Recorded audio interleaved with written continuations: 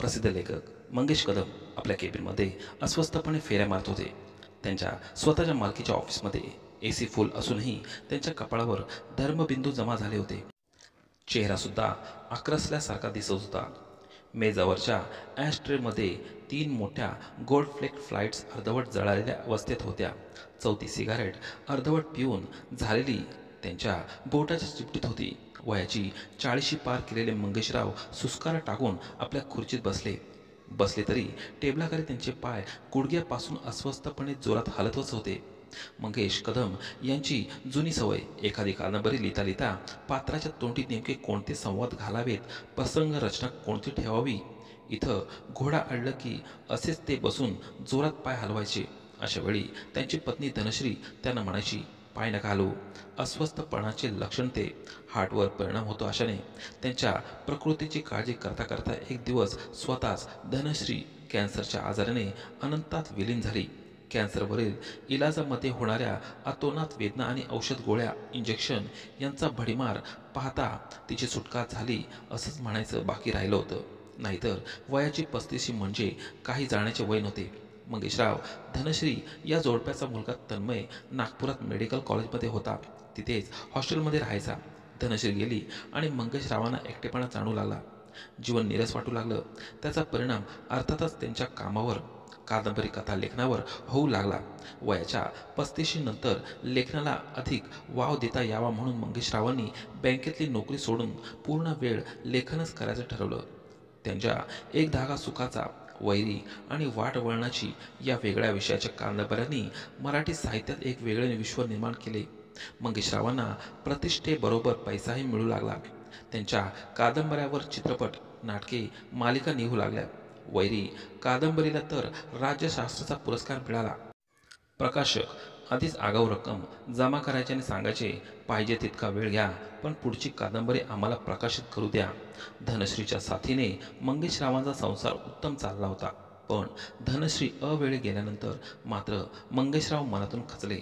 संकटाचे काय असतं बघा, आली की एका मागोमाग एक येतात. लोकशाहीचा पोजवारा या शासनाच्या कारभारावर टीका करणाऱ्या कादंबरीत काही आक्षेप असणारा मजकूर आढळला म्हणून त्यावेळच्या सरकारने चक्क त्यांच्या विरुद्ध अटक वॉरंट जाहीर केले. चांगला आठवडाभर कारावासात असलेले मंगेश कदम मग त्यांच्या वाचकांनी सुटकेसाठी रेटा लावून धरल्याने आणि शिवाय भर रक्कम जामीन भरून अखेर सुटले. पण झाल्या प्रकरणात त्यांचे बरेचसे आर्थिक नुकसान झाले. मागे मंगेशरावांनी धनश्रीच्या आग्रहावरून प्रकाशन व्यवसाय सुरू करायचं ठरवून घेतलेलं कर्ज अजून तसंच होतं, किंबहुना कर्जाचा डोंगर वाढत चालला होता. त्यातून बाहेर येण्यासाठी आगामी कादंबरीत तुरुंगाची कल्पना त्यांनी प्रकाशकांना सांगितली. पण प्रकाशकांना त्यात काहीच रस वाटला नाही. शेवटी आपल्या पुढील कादंबरीचे हक्क त्यांनी एका अतिशय व्यवहारी आणि धूर्त सट्टेबाजाला विकले.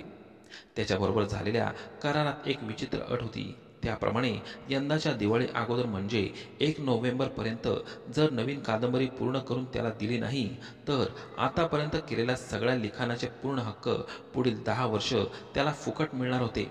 जुलै महिन्यापर्यंत मंगेशरावांनी कुठल्याच लिखाणाला नीट सुरुवात केली नव्हती. प्रचंड नैराश्य आणि खिन्नता यामुळे बरेच काही लिहून झालं की त्यांनाच ते पटत नसे आणि मग ते लिखाण ते फाडून टाकत. कधी डोक्यात कादंबरीतील कथानक, पात्रयोजना, त्यांचे संवाद सारे तयार असे, पण त्यात सुसूत्रता नसे. ठरलेले सगळं कागदावर उतरेपर्यंत ते विसरून जात.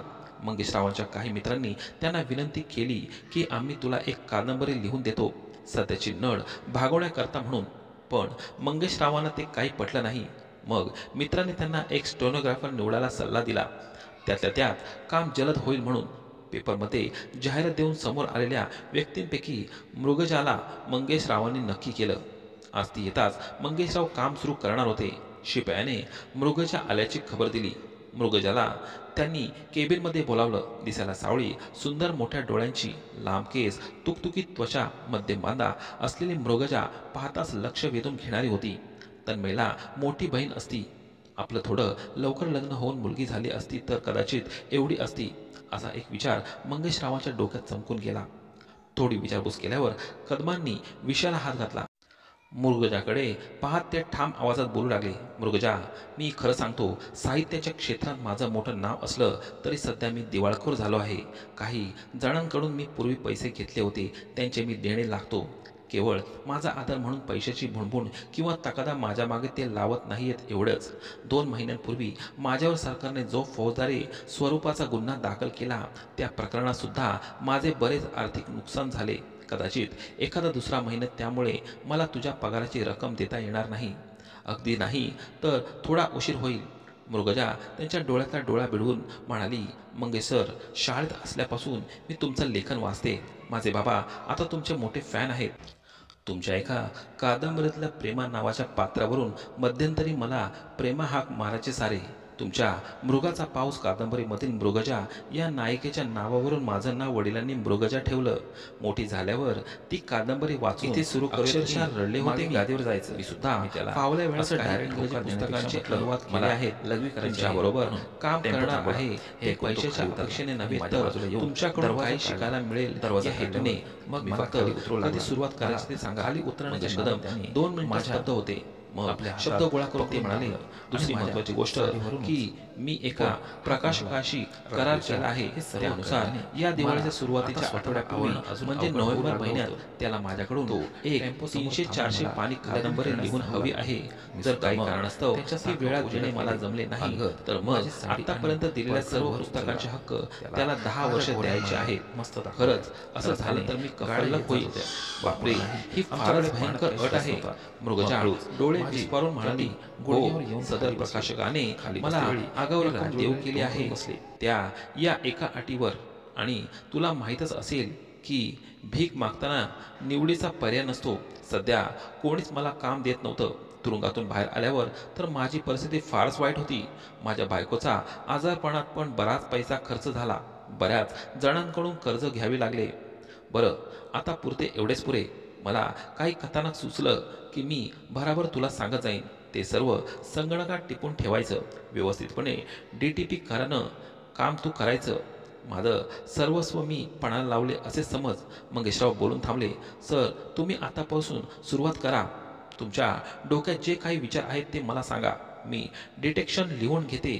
मृगजाने DTP सॉफ्टवेअर उघडलं होतं. मंगेशराव सांगतील ते टाईप करण्याच्या हेतूने ती तयार झाली. घे तर लिहून. सुरुवात या वाक्याने होईल, आरामात सुख नसतं, सुख हे वेदनेतून निर्माण होतं. मंगेशराव तल्लीन होऊन बोलू लागले. त्यांच्या डोळ्यात आशेचे किरण डोकावू लागले. पूर्वीचा जोश त्यांना गवसल्यासारखा झाला. त्यांच्या बोलण्यात एक ठामपणा, विश्वास दिसू लागला. पुढच्या काही दिवसात म्हणजे मृगजा आल्यापासून मंगेशरावांच्या लिखाणाने पूर्वीचा वेग पकडला. अंदाजे 9:15 मृगजा ऑफिसात यायची. मग मंगेशरावांनी सांगितलेले नीट टिपून घेणे, मागे पुढे झालेले सगळं सुसंगत लिहून काढणे, लेखनात एक सुसूत्रता आणणे हे तिचं काम. अगदी रात्री 9:15 पर्यंत चालायचं. मृगजाला डिटेक्ट करताना कधी मंगेशराव गोंधळायचे. पूर्वीचे सांगितलेले कथानक म्हणजे विसरून जायचे. सारखे सिगरेट प्यायचे. मध्येच अस्वस्थपणे येरझारा घालायचे. कधी चिडायचे देखील.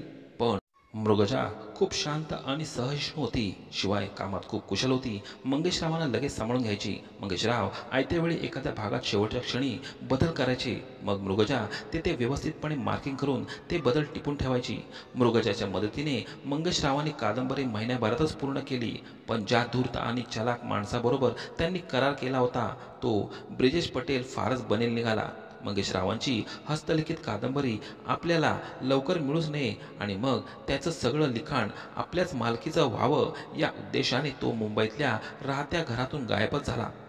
आता मृगजा, एवढं कष्ट करून आपण कादंबरी लिहून पूर्ण केली आणि हे नवीन तांडंग काय अचानक झालं? मंगेशराव मृगजाला म्हणाले, सर, तुम्ही काही काळजी करू नका. माझा एक वकील मित्र आहे राऊत म्हणून. 2 साक्षीदार घेऊन उद्या थेट पोलीस स्टेशन गाठायचं. त्या साक्षीदारांच्या साक्षीने आपल्या वकिलाच्या उपस्थितीत आपलं हस्तलिखित पोलीस अधिकाऱ्यांच्या स्वाधीन करायचं. रीतसर ते स्वीकारल्याची पावती घ्यायची आणि आम्ही केलेल्या करारानुसार सदर दिवशी करार पूर्ण करत आहोत याची नोंद करायची. आपले वकील उर्वरित सोपस्कार पूर्ण करतील. मृगजाकडे उत्तर तयार होतं. दुसऱ्या दिवशी त्यानुसार मंगेशरावांनी पोलीस अधिकाऱ्यांना हस्तलिखित कादंबरी स्वाधीन केल्याची पावती घेतली आणि त्या विचित्र करारातून मुक्तता मिळवली.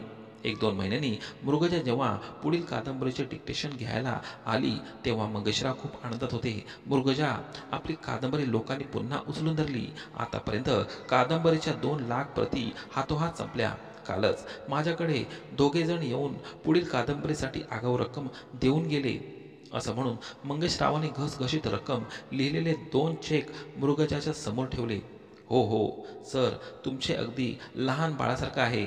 आनंद झाला की अगदी हरवून जाता आणि संकट दुःख आली की जाता घाबरून. मृगजा हसत म्हणाली. इतक्या दिवसांच्या सहवासात तिला सरांबद्दल सहानुभूती, आदर, आपलेपणा या भावना निर्माण झाल्या होत्या. सरांच्या यशामुळे ती सुद्धा खूप खुश होती. चला आता वेळ घालू नका, पुढच्या कादंबरीचे डिक्टेशन सांगा, कामाला लगेच सुरुवात करू. मृगजा भानावर आल्यासारखे करत म्हणाली. ठीक आहे, घे मग लिहून भराभर. मंगेशरावांच्या या अचानक बदललेल्या पावित्र्याने मृगजा थोडी भांबावली.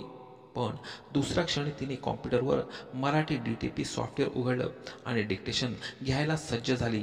प्रथम मी तुला कादंबरीचा प्लॉट आराखडा थोडक्यात सांगतो. एक गरीब आणि आजारी कलावंत असतो. आपल्यापेक्षा वयाने लहान तरुण असलेल्या एका सुंदर मुलीच्या प्रेमात तो पडतो. ती मुलगी त्याला संकटात चांगली साथ देते आणि मग मंगेशरावांनी सूचकपणे मृगजाकडे पाहिले. मृगजाकडे हा विषय कसा काढायचा त्याचा बराच दिवस विचार करत असलेले मंगेशराव आपल्या परिभाषेतून अव्यक्त भावना व्यक्त करू पाहत होते. मृगजा लाजेने चूर झाली होती. तिच्या मनातल्या नाजूक भावना एवढ्या मोठ्या लेखकाजवळ कशा सांगायच्या, तो प्रश्न मंगेशरावांनी सोडवला होता.